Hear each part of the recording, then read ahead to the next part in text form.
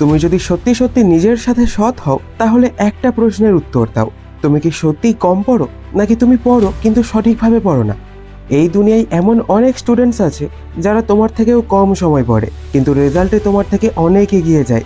এটা লাক না, এটা ইন্টেলিজেন্স না, এটা একটা সিস্টেম, একটা হিডেন সিস্টেম, যেটা একবার তুমি বুঝে গেলে তুমি যতই পড়ো না কেন তোমার আউটপুট অটোমেটিক্যালি বেড়ে যাবে। এখন তুমি যেভাবে পড়ছো, random chapter, random timing, random effort, তাতে তুমি শুধু নিজেকে ব্যস্ত রাখছো। কিন্তু টপাররা, ওরা বিজি না, ওরা এফেক্টিভ। ওরা জানে কখন পড়তে হয়, কি পড়তে হয়, আর সবচেয়ে ইম্পর্টেন্ট কিভাবে পড়তে হয়। এই কিভাবে, এই একটা জিনিসই তোমার লাইফ চেঞ্জ করতে পারে। আজ আমি তোমাকে সেই সিস্টেমটাই দেখাবো, স্টেপ বাই স্টেপ, যেটা ফলো করলে তুমি শুধু পড়বে না, তুমি কন্ট্রোল করবে নিজের রেজাল্ট। কিন্তু মনে রাখবে, এই ভিডিওটা সবাই শেষ পর্যন্ত দেখতে পারবে না, কারণ এখানে এমন কিছু ট্রুথ আছে যেটা একসেপ্ট করার সাহস সবার নেই। যদি তুমি তাদের মধ্যে একজন হও যারা চেঞ্জ চায়, তাহলে মন দিয়ে প্রত্যেকটা কথা শোনো, কারণ আজকের পর তোমার পড়ার ধরন একই থাকবে না, তুমিও টপার হতে পারবে। আর হ্যাঁ, তুমি কোন ক্লাসে পড়ো কমেন্ট করে আমাকে অবশ্যই জানিও, তবেই তোমাদের জন্য কোন টপিকের ভিডিও প্রয়োজন আমি বুঝতে পারবো। তো ধরো তুমি পড়তে বসেছো, সামনে বই খোলা, তুমি ঠিক করেছো আজ অনেক পড়বো, কিন্তু 10 মিনিট যেতে না যেতেই তোমার মন অন্যদিকে চলে গেল। তুমি আবার নিজেকে টেনে আনলে, আবার পড়তে শুরু করলে, আবার মন চলে গেল। এই যে টানাটানি, এই যে স্ট্রাগল, এটাই তোমার সবচেয়ে বড় প্রবলেম। তুমি ভাবছো তুমি লেজি, কিন্তু তুমি লেজি না, তুমি সিস্টেম ছাড়া কাজ করছো। একটা সিম্পল উদাহরণ দিই, ধরো তুমি একটা গাড়ি চালাচ্ছ, কিন্তু তোমার কাছে ম্যাপ নেই, ডিরেকশন নেই, তুমি শুধু চালাচ্ছ।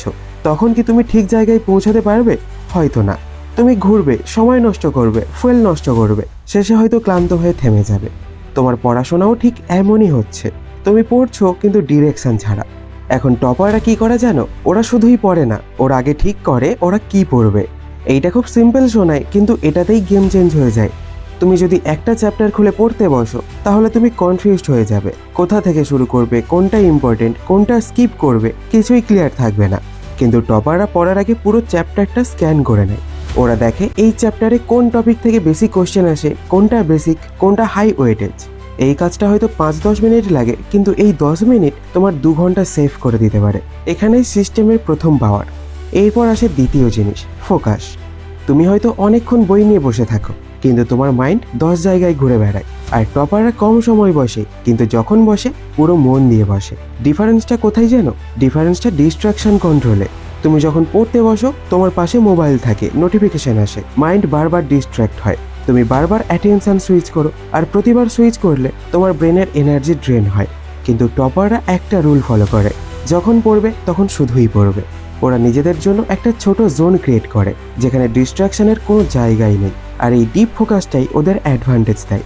এখন একটা কথা বুঝে নাও, পড়ার সময় তুমি কতক্ষণ বসে আছো সেটা ইম্পর্টেন্ট না, তুমি কতটা ফোকাস দিয়ে পড়ছো সেটাই ইম্পর্টেন্ট। তৃতীয় জিনিস, আন্ডারস্ট্যান্ডিং। তুমি অনেক সময় পড়ো, মুখস্থ করো, কিন্তু কয়েকদিন পরে ভুলে যাও। কেন? কারণ তুমি বুঝে পড়োনি। টপাররা কখনোই ব্লাইন্ড রিডিং করে না, ওরা চেষ্টা করে প্রতিটা কনসেপ্ট ক্লিয়ার করতে। একটা জিনিস না বুঝলে ওরা এগোয় না, কারণ ওরা জানে যা তুমি বোঝো সেটা তুমি ভুলে যাও না, আর যা তুমি মুখস্থ করো সেটা এক্সামের আগেই উঠে যায়। এরপর আসে একটা খুব পাওয়ারফুল স্টেপ, সেলফ টেস্টিং। তুমি পড়ো পড়ো আর পড়ো, কিন্তু নিজেকে টেস্ট করো না, তাই তুমি জানতেই পারো না তুমি আসলে কতটা শিখেছো। টপাররা পড়ার পরে নিজেকে টেস্ট করে, ওরা নিজের ব্রেনকে চ্যালেঞ্জ দেয়, কোশ্চেন সলভ করে, নিজে নিজে এক্সপ্লেন করে, রিকল করার চেষ্টা করে।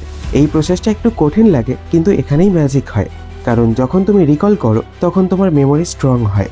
এরপর আসে রিভিশন। তুমি হয়তো ভাবো একবার পড়লেই হয়ে যাবে, কিন্তু সায়েন্স বলে 24 ঘন্টার মধ্যে তুমি বেশিরভাগ জিনিস ভুলে যাও। টপাররা এই ভুলটা করে না, ওরা জানে রিভিশন ছাড়া পড়া ইউজলেস, তাই ওরা রিপিট করে, রিভিজিট করে, রেনফোর্স করে, আর এটাই লং টার্ম মেমোরি তৈরি করে। আর সবশেষে কনসিস্টেন্সি। তুমি হয়তো একদিন খুব মোটিভেটেড হয়ে 5 ঘন্টা পড়লে, তারপর 2 দিন কিছুই করলে না, এইভাবে কখনো রেজাল্ট আসবে না। টপাররা ডেইলি একটু করে পড়ে, কিন্তু থামে না।